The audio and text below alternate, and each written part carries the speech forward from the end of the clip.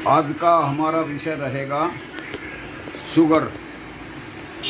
Sugar जो है कई नामों से पुकारा जाता है। इसका है नंबर 1 है, पहला है इसका नाम प्रमेह, दूसरा है मधुमेह, तीसरा है पीड़िका में। मधु प्रमेह हम उसको कहते हैं जो शुगर से अलग है, जो कई बार अक्सर देखने में आता है कि जीवन पर्यंत उसको शुगर तो बढ़ता नहीं लेकिन उसको प्रमेह ही चलता रहता है। और ये ज्वाइंट है, जैसे स्त्री और पुरुष दोनों में है।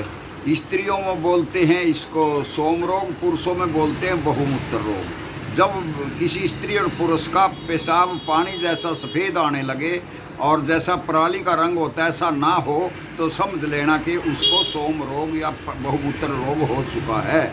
और ये एक ऐसा रोग है जिसका रोगी को पता भी नहीं चलता।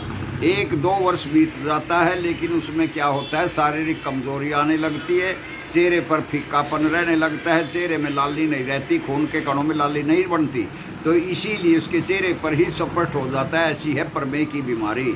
पुरुषों में बोलते हैं बहुमूत्र रोग, स्त्रियों में बोलते हैं इसको सोम रोग। और इसी के साथ साथ फिर महिला को इसमें क्या होता है, श्वेत परदर, जिसको लिकोरिया और स्वेदा के नाम से भी पुकारा जाता है, और अत्या आर्तव और उसका मासिक धर्म का ज़्यादा आना। और पुरुषों में इसका क्या परिणाम निकलता है कि उसको शिगर पतन का रोग हो जाता है, और जो है शारीरिक कमजोरी आती रहती है, आलस प्रमाद बना रहता है, नींद आती है, थकान बढ़ती है और उसके शरीर में चुस्ती फुर्ती नहीं रहती। ये दोनों को है ऐसा, स्त्री और पुरुषों में दोनों में देखने में आती है चीज़। इसका नाम है प्रमेह। तो इससे आगे फिर क्या होता है, एक होता है मधुमेह। मधुमेह में होता है शुगर, और शुगर ऐसा पेशाब का गाढ़ा आना, शहद जैसा गाढ़ा आना, आंखों की रोशनी कम होना, पौरुष शक्ति को छीन लेता है, दांतों का ज़्यादा मैल होता है, मालावृत दांतों का होना, नाखून ज़्यादा जल्दी बढ़ना, बाल ज़्यादा बढ़ना, तो ये और शरीर को सुखा देता है। इसमें थकान आती है, गला सूखता है बार बार, तो ये है शुगर का रोग जिसको मधुमेह भी कहते हैं। तो ये रही अवस्था। पीड़िका में हम उसको कहते हैं जो तीसरी अवस्था है, वो इसी प्रकार एलोपैथी इलाज लेता रहता है लेकिन उसका इलाज ठीक से नहीं बन पाता, तो फिर पीड़िका में बन जाता है।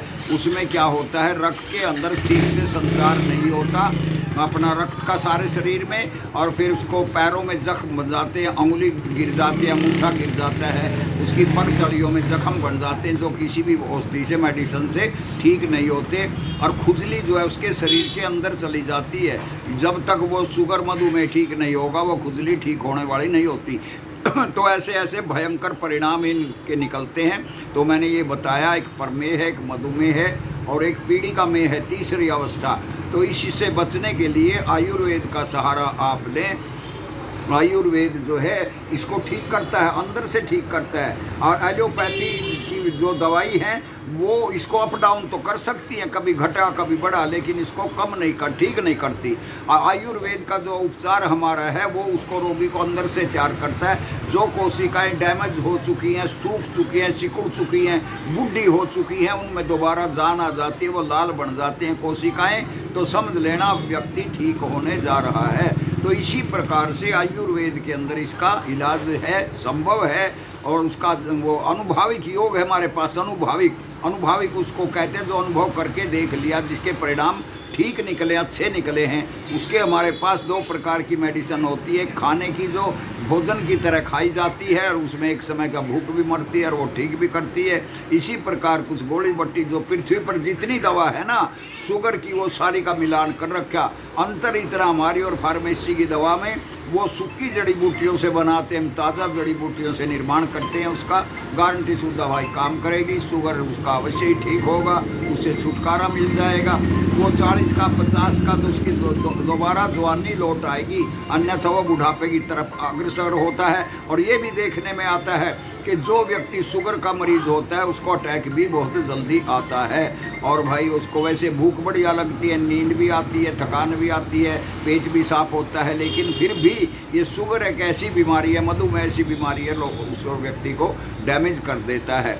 अधिक जानकारी के लिए संपर्क सूत्र है 94 162 47 944। इस पर संपर्क करें, जानकारी प्राप्त करें मेडिसिन लेने के लिए। और अन्य बातों के लिए नहीं है। फ़ोन करना है तो इसी के लिए करें, इसी के विषय में जानकारी प्राप्त करें। 94 162 47 944 राजवीर आचार्य सालवन।